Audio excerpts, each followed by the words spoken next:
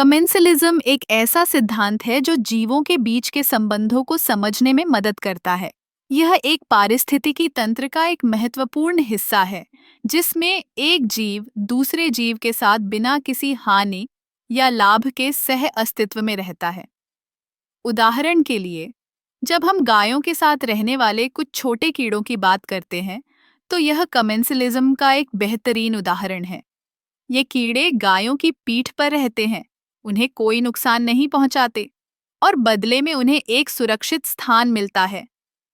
यह एक प्रकार का सहजीवन है, जहां एक जीव का जीवन दूसरे जीव के लिए सहायक होता है, लेकिन बिना किसी प्रत्यक्ष लाभ के। कमेंसलिज्म का एक और उदाहरण है समुद्री एनीमोन और क्लाउनफिश का संबंध।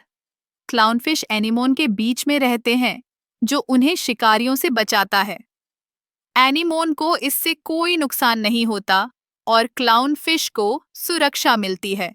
यह एक अद्भुत संतुलन है, जहां दोनों जीव एक दूसरे के साथ रहते हैं, लेकिन एक का लाभ दूसरे के लिए हानिकारक नहीं होता। इस सिद्धांत का महत्व केवल जीवों के बीच के संबंधों में नहीं है, बल्कि यह हमें पारिस्थितिकी तंत्र की जटिलता को भी समझने में मदद करता है। जब हम देखते हैं कि कैसे विभिन्न जीव एक दूसरे के साथ सह अस्तित्व में रहते हैं, तो हमें यह समझ में आता है कि प्रकृति में हर चीज का एक स्थान है। कमेंसलिज्म हमें यह भी सिखाता है कि हमें अपने आसपास के जीवों का सम्मान करना चाहिए, चाहे वे कितने भी छोटे या बड़े क्यों न हों। हर जीव का एक उद्देश्य होता है। यह सिद्धांत हमें यह सोचने पर मजबूर करता है कि हम अपने पर्यावरण में कैसे योगदान दे सकते हैं और कैसे हम दूसरों के साथ सह अस्तित्व में रह सकते हैं।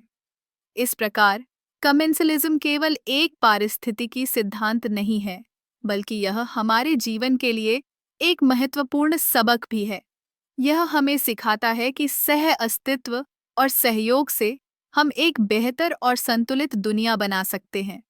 जब हम एक दूसरे के साथ मिलकर काम करते हैं, तो हम न केवल अपने लिए बल्कि पूरे पारिस्थितिकी तंत्र के लिए एक सकारात्मक प्रभाव डाल सकते हैं। इसलिए अगली बार जब आप किसी जीव को देखें, तो सोचें कि वह आपके जीवन में कैसे योगदान दे रहा है।